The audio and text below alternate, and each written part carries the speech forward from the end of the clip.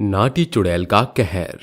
रात के तकरीबन 12 बज रहे थे। पूरे हॉस्टल में सभी लोग सो रहे थे, लेकिन तभी अचानक से कोई छाया के कमरे का दरवाजा खटखटाता है, जिसकी आवाज से छाया की आंख खुलती है और वो नींद में बोलती है, अरे कौन है जो इतनी रात में मुझे डिस्टर्ब करने आ गया। चैन से सोने भी नहीं देते लोग।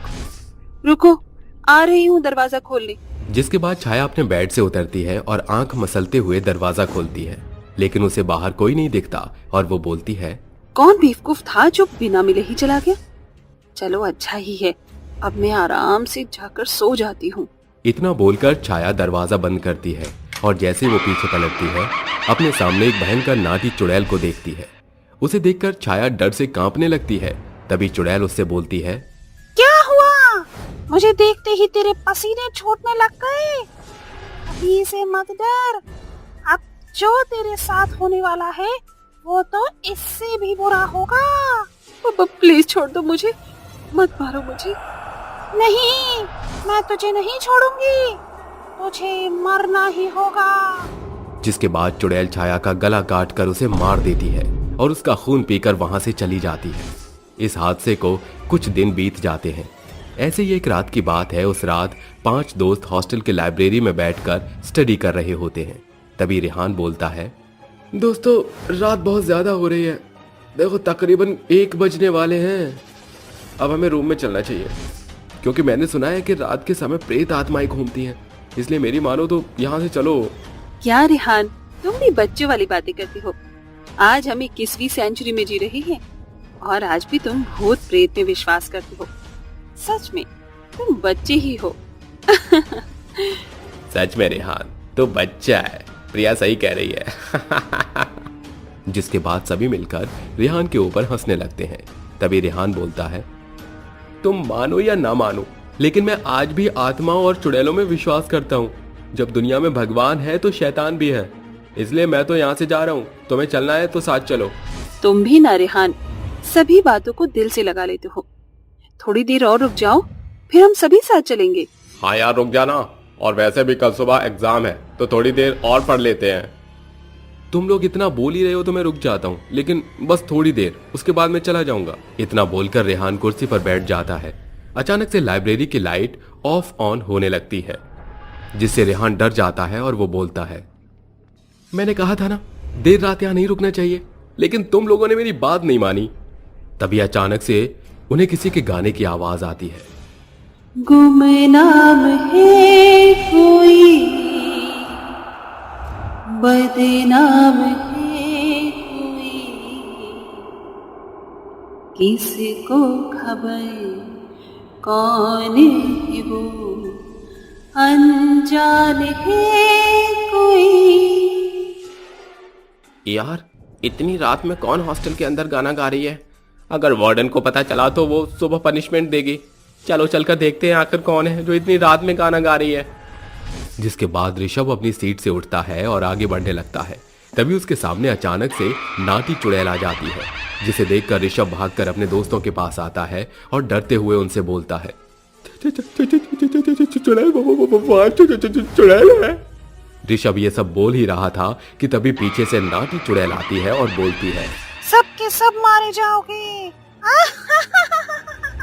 अरे ये क्या, इतनी नाटी चुड़ैल, तू हमें मारेगी?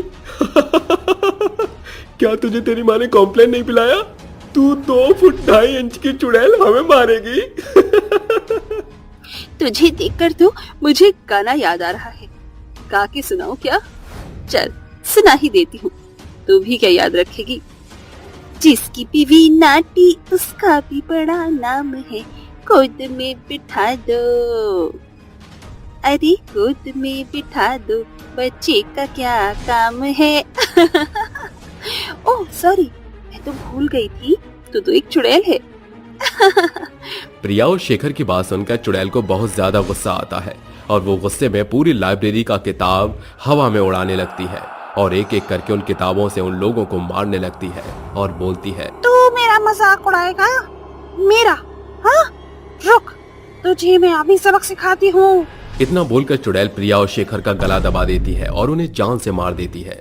जिसके बाद वो उन तीनों दोस्तों को भी मार देती है और उन सभी का खून पीकर वहां से चली जाती है।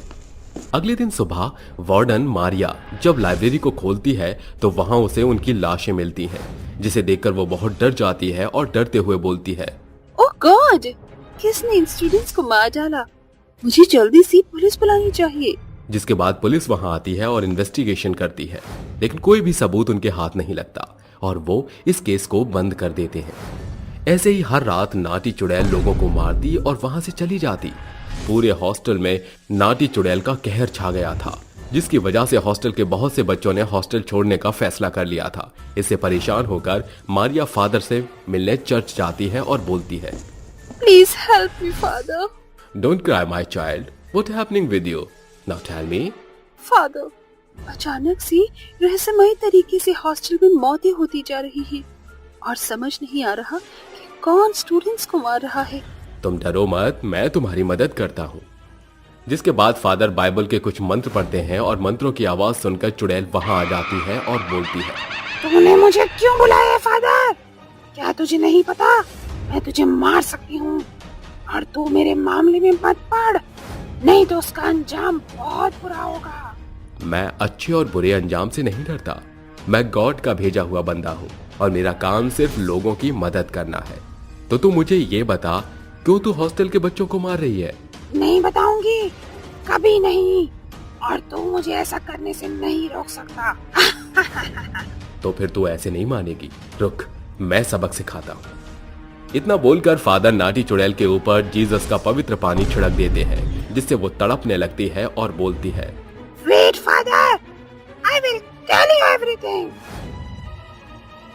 मेरा नाम निशा था और मैं कॉलेज की टॉपर स्टूडेंट में से एक थी। हमारे कॉलेज में एक कंपटीशन रखा गया था जिसमें स्टूडेंट्स को best student of the year का अवार्ड मिलने वाला था। उसमें मैंने भी पार्टिसिपेट किया था और जिस दिन उस कंपटीशन का रिजल्ट आने वाला था उस दिन हॉल में सभी बैठे हुए थे। तभी मेरी फ्रेंड रूही मुझसे कहती है, इस बार का अवार्ड तो तुझे ही मिलने वाला है, क्योंकि इस साल नहीं बल्कि पिछले 2 सालों से तू ही कॉलेज की बेस्ट स्टूडेंट रही है। ये तो सही कहा तूने, मुझे भी उस पल का बेसब्री से इंतजार है। तभी स्टेज पर अनाउंसमेंट होता है और प्रोफेसर आकर बोलते हैं, इस साल का बेस्ट स्टूडेंट अवार्ड हम निशा को देने वाले थे, लेकिन उसके नाटे कद की वजह से हम उसे ये अवार्ड नहीं दे सकते, इसलिए ये अवार्ड हम छाया को देते हैं। जिसके बाद कॉलेज के सभी स्टूडेंट निशा के ऊपर हंसने लगते हैं और उसका मजाक बनाते हैं। इस चीज से निशा परेशान हो जाती है और हॉस्टल की छत से कूदकर आत्महत्या कर लेती है। और तभी से मैं लोगों को मारकर अपनी बेइज्जती का बदला ले रही हूँ। अपनी मौत की जिम्मेदार तुम खुद हो और अब तुम यहाँ किसी को भी नहीं मारोगी, चली जाओ यहाँ से। फादर के समझाने पर भी चुड़ैल नहीं मानती, जिसके बाद फादर जीसस का क्रॉस चुड़ैल के शरीर पर रख देते हैं, जिसकी रोशनी से चुड़ैल जलकर भस्म हो जाती है और हॉस्टल नाटी चुड़ैल के कहर से आजाद हो जाता है।